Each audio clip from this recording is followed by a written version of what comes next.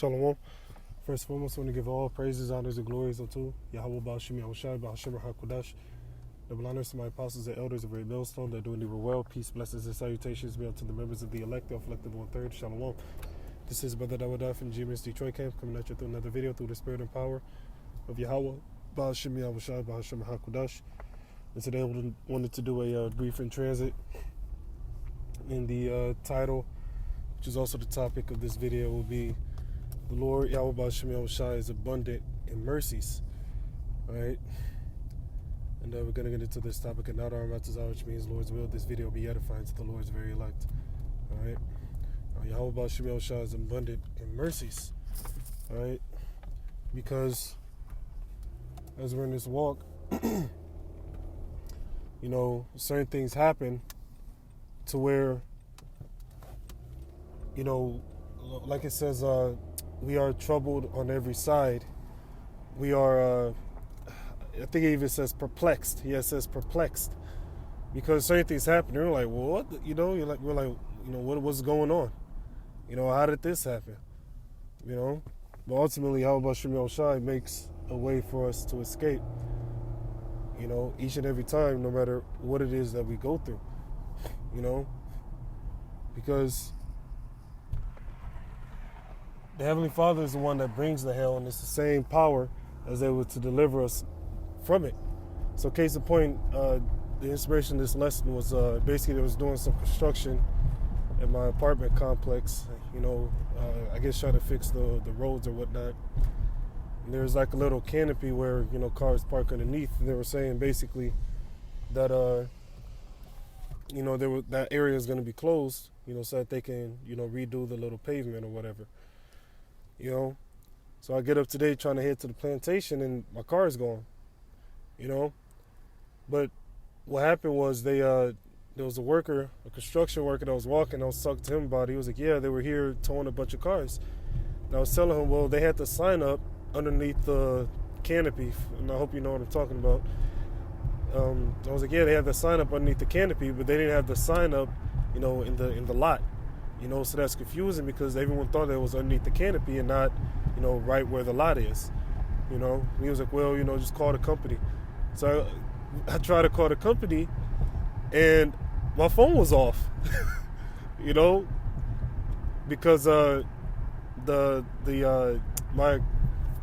phone payment thingy was set up for automatic payments, but I was at my credit limit. So I'm like, oh man, I can't even call him because now my phone's off. You know, so I'm like, oh man, I got to pay my phone bill with my debit card because the credit card was on there, you know, and I'm about to be late for work. So I'm trying to figure all this stuff out. And I'm talking to the guy, I'm like, well, that's not, you know, what they did isn't right, you know, because they towed a bunch of cars, you know, because everyone was assuming that it was just underneath that canopy. He was like, yeah, I understand what you're saying, but, you know, I'm just a construction worker. It was a different company that was doing the towing earlier this morning. So I'm like, did they not think to knock on the doors, call people, and let them know, like, hey, move your vehicle. You know, we need the lot also. He was like, yeah, I understand what you're saying, but there's nothing he could do.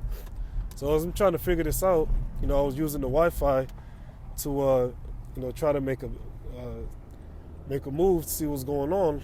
Now, believe it or not, someone randomly on the second floor of my apartment complex walks out, a guy I'd never seen before. He walks onto his balcony. And he yells, he says, hey, and it was an Edomite even, or what appeared to be an Edomite. And he says, hey, he said, are you the guy with the Nissan? You know, 'cause that's the vehicle I drive. And I was like, yeah. He was like, oh yeah, they moved all the cars around the corner, you know, at the next apartment building, you know. And he said that out of nowhere. And I've never seen this man before, number one. Two, I didn't even know someone lived up there. And then three, he knew the exact type and model car I drive.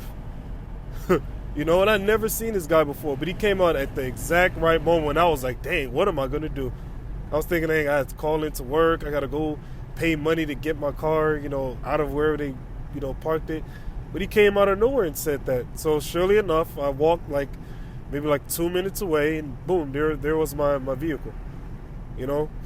So, like the scriptures say, no temptation have taken you but such as is common unto man. meaning brothers going through the exact same things that the next brother is going through. Like it says in 1 Peter 5, starting at verse 8 on down, all right? It mentions how our adversary, the devil, goeth about seeking whom he may devour, whom resist steadfast in the faith, knowing that the same afflictions are accomplished with their brethren that are in the world. Meaning brothers in this faith are going through the exact same things that you're going through. That we all go through the same things. In other words, you know, because we don't go through something that's so strange and different, and no one's gone through that before. No, the Heavenly Father isn't like that. The Heavenly Father, he dishes out the adversity evenly. And that's why the scriptures say, think not that some strange thing has happened unto you. Because you can't think like, oh, this hell that you're going through is just so extraordinary and no one's ever gone through this. No, it's what every brother is going through. But then what does it say? That the Heavenly Father will, with the temptation, provide a way for you to escape. And that's what the Heavenly Father did. He made a way for me to escape that temptation of not having a vehicle by bringing that Edomite out, and he told me where they moved it to. Because I never would have thought to just walk around and look for it. Because the way the construction guy was talking, it was as if they towed it to some random location, you know, somewhere off site of the complex, you know. And that's why the scriptures say, when a man's ways please the Lord, he maketh even his enemies to be at peace with them. And that's what we try to do to the best of our ability, is to please YAHAWASHI. So this ended up being not only an in transit, but also a quick testimony of how YAHAWASHI is looking out for those who are serving him in truth and in sincerity to the best of our ability, you know, which we all make mistakes. None of us are perfect, but what are we doing? We are striving to the best of our ability for perfection. All right. So with that, I'm going to leave it there. I just want to do a quick little in transit. All praises, honors, and glories be unto Yahawah, Ba'ashim, Yahawashi, Ba'ashim, HaQadash. Double honors to my apostles and elders of Great Milestone. They're doing the well. Peace, blessings, and salutations be unto the members of the elect, the overlooked, and one third. That being said, Shalom. Barakah, Akim, Fuses, Shalom.